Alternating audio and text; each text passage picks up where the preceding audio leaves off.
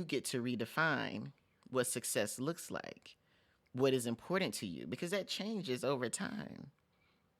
Every decade, it's a new task for you, right? There's something different, but you have to figure out what that is. But if you're constantly being bombarded by what the world is telling you should be doing or shouldn't be doing, or where you should be going, or what job you should have, or what person you should marry, then you will be constantly dissatisfied with your life, and because you're not measuring up to this definition of success that someone else has told you should be successful at. So you get to define that. Hey, I'm Nika Smith, and welcome back to the Great Big Life TV, where we talk about all things midlife transition. Today, we are going to be tackling something that has been on my mind quite a bit lately, which is redefining success in your 40s. Before we do that, though, I want to talk about what success meant to me in my 20s and my 30s, and why it's necessary to redefine it in your 40s and beyond. In my 20s, success was really straightforward.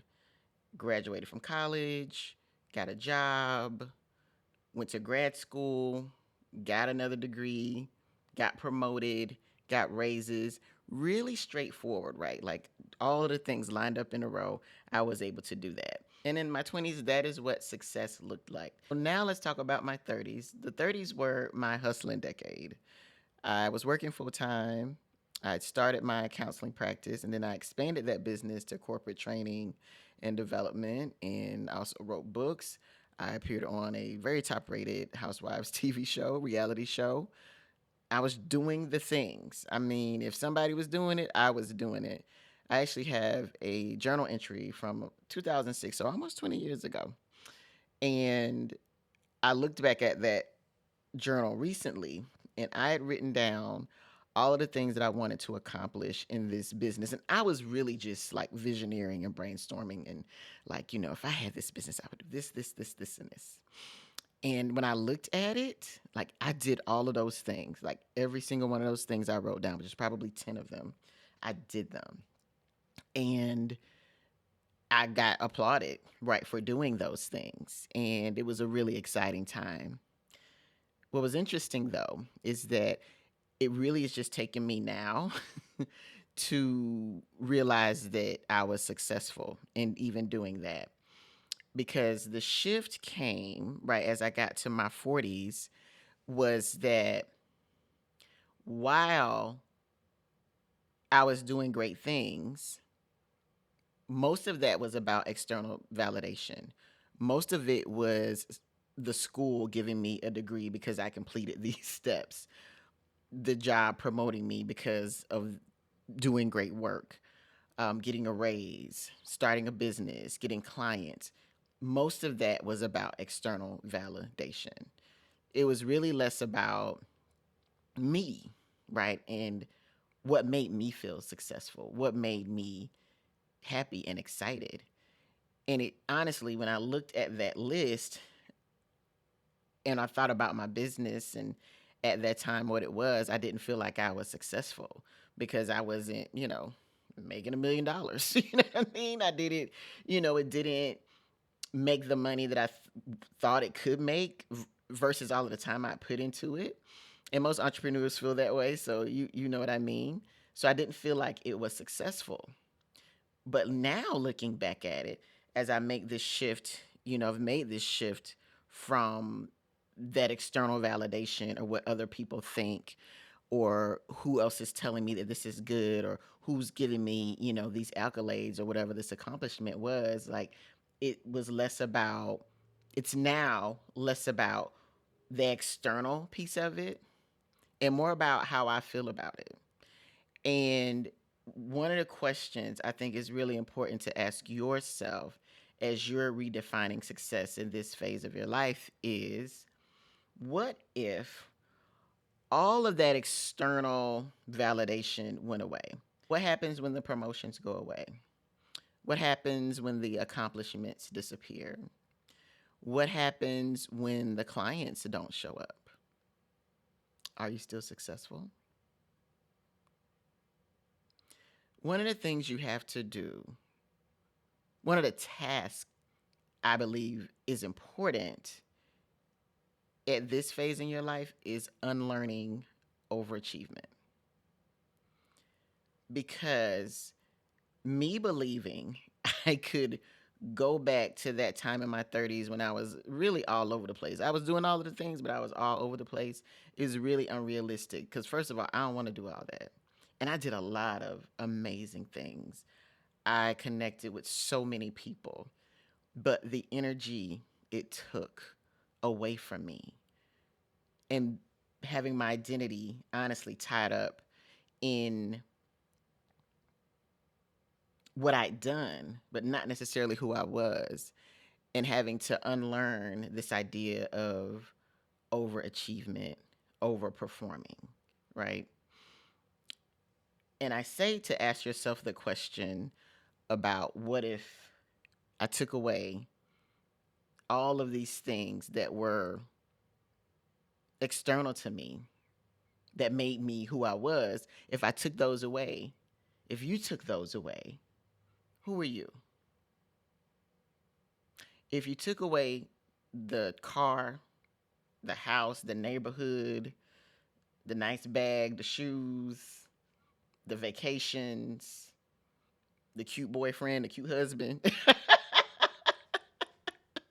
don't take him away. I'm just messing.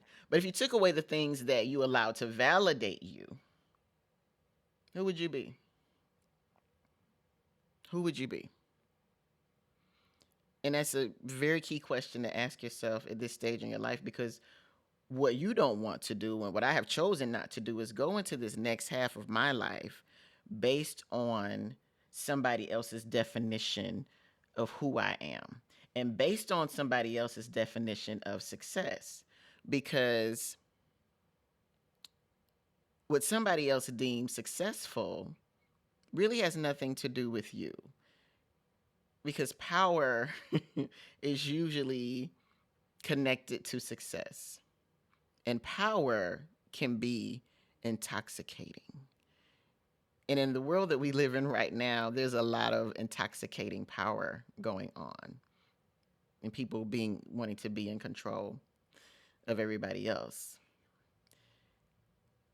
However, it comes at a detriment to many people. And so if that's success to you or to someone that you know, then that's something to look out for, because it can be a scary place to be. You have to figure out, what does success mean to you? What does it smell like, feel like, look like? And then walk in that. So, what I've started to define success as is, number one, am I walking in my purpose? Am I walking in the purpose that God called me to? Which is different. And I've had to change that definition too of my purpose. It's not my purpose. It doesn't really belong to me, because purpose is all about serving others. In whatever capacity that you were brought here to serve others, you may have been called to be a wife and a mother. That is your purpose. Are you walking in that? Right? You might have been called to be an assistant, right? Someone who helps someone get to the next place, right? Are you walking in that? You might have been called to be a visionary, a leader. Are you walking in that? So what I consider success for me is, if I'm walking in my purpose, no matter where I am, no matter what I'm doing, no matter what the folks that are externally validating me feel like I need to be doing, I'm still going to walk in my purpose. I'm very clear about that. I don't care what my job title says. I'm walking in my purpose. Period, point blank. Because then otherwise, I'm not really being true to what I've been called to do. And if you are over 40 and you don't know what you are purposed to do in this life, it is time to find out. Don't go into the next half of your life with your purpose unknown and being uncertain about that and not attempting to find out what that is, right? And at this point, you have an idea. You have a glimpse. You've felt the spark of, who am I supposed to be serving? What am I supposed to be doing? Now, somebody else could jump in these comments and say, well, it's not about that. It's about something else. Well, that is your business. Do what you need to do. But if you are on here listening to me, then that is purposeful. I know that for sure. And you need to hear this message. So if you are in that phase of your life, in your 40s, don't know your purpose, find out. Start thinking about that. Take some quiet time. Stop scrolling Instagram and Facebook and Pinterest and whatever else you're doing.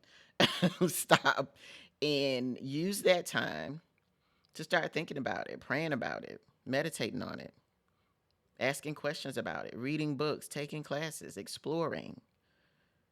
But that is what success means to me.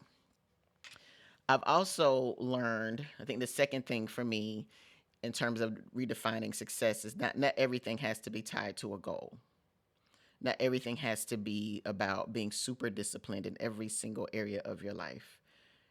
And I just think for me, because I was such an overachiever, I did a lot of that. And so now, like, I probably too far on the other end of the continuum of being disciplined and being lax. Um, because I feel like I needed to give myself a break. And success for me is I've worked hard enough. I can give myself a break. And sometimes that is every Friday or Saturday, right? But success for me is no longer defined by goals, but it is defined by consistency. So one of the things that I tell myself is that consistency isn't sexy, but success is. And I use consistency more as a barometer of success than actually reaching the goal, because it could be many years before you reach a goal, before you get something done. Like I said, I looked back at that journal entry from 20 years ago, almost 20 years ago. That was almost 20 years ago. That's a long ass time. And so being consistent and understanding that things take time, which is certainly what you learn by the time you turn 40 and, like me, almost 50, you realize that things take time, right? Continue to use your gifts in serving, but that goal that you have set for yourself, it's going to take some time. So be consistent. And what do I mean by that? Because consistency doesn't equal perfection. And what I've learned is, once I've learned the tool of something, like for me, like eating right, like I'm not eating right now, you know, but I know how to do it. But I also know I need to tweak things that work for me versus kind of a general, like everybody else thing, right? Because my body is different, my hormones are different, things are changing probably every 6 months, right? Within our bodies as we age. And so we need to kind of work with what's happening.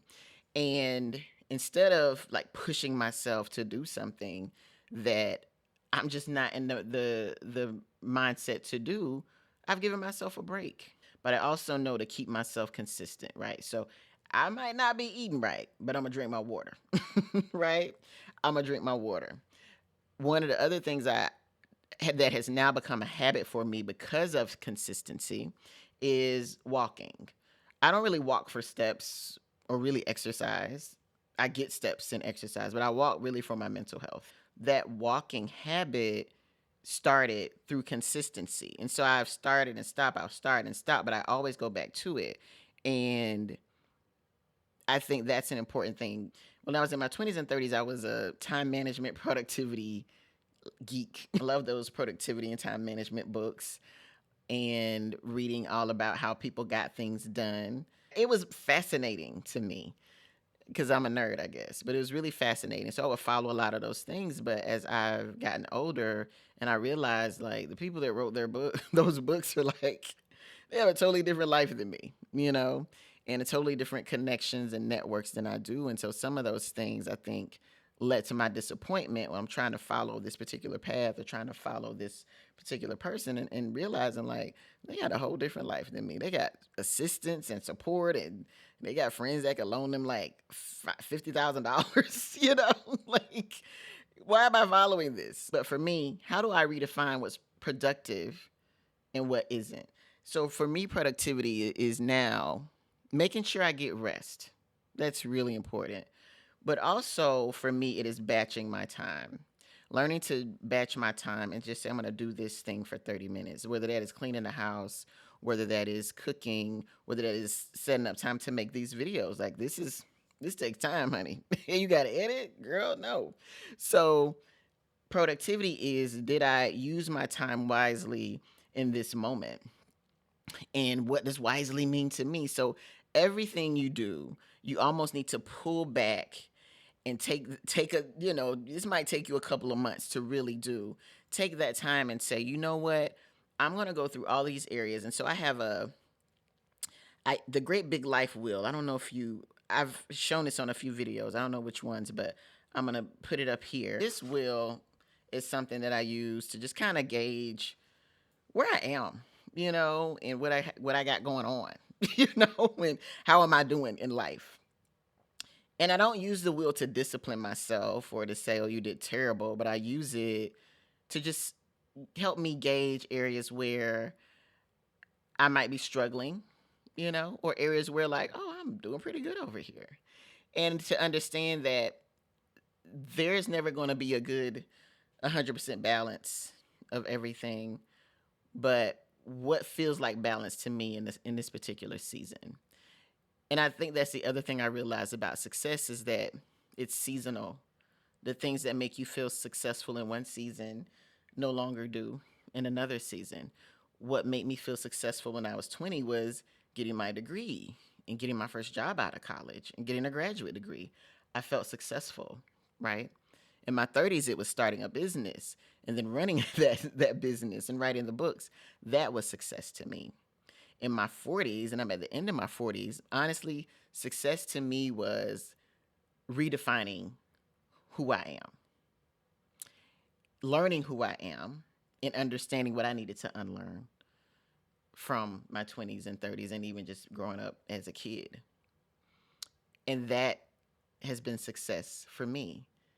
When I turn 50 next year, I have another definition of success for that decade. So for you, I believe the same thing is you get to redefine what success looks like, what is important to you, because that changes over time.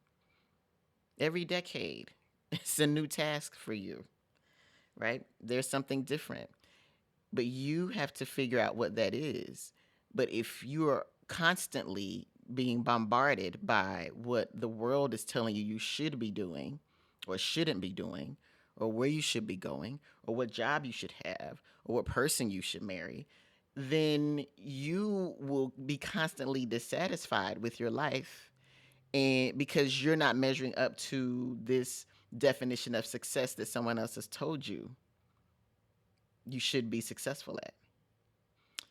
So you get to define that. In conclusion, I again challenge you to answer that question. If I didn't have all of these points of external validation, how would I define success? And let me say this, there's nothing wrong with external validation. But if you're allowing it to define you, it keeps you from getting to know who you are for who you are. It stops you from learning and understanding your purpose. So, yes, there is a need for external validation, for motivation to help us, set goals and to move forward. Absolutely. I totally agree with that. But it can't be everything. It can't be, because things are going to happen. You're going to get laid off. You're going to get demoted. You're going to get divorced. You might lose, all of your material possessions. Then what? Who are you? When the titles go away, who are you? So that's my time today. I appreciate your time, definitely. So I would love to know how you define success, or what are you finding difficult about redefining success for you as you turn 40 or 50? Um, what difficulties or challenges are you running into? I'd love to know. And when you get a chance, download my midlife transition checklist. I think that'll also help you as you go through this idea of redefining success and what that looks like for you. So download that. There's a link here in the notes. That's my time today. Please share this with somebody else that you know needs to hear it. like this video and subscribe so we can have more of this content coming to you. And that's it. Y'all have a good rest of the day. I'll see you on the other side. Bye.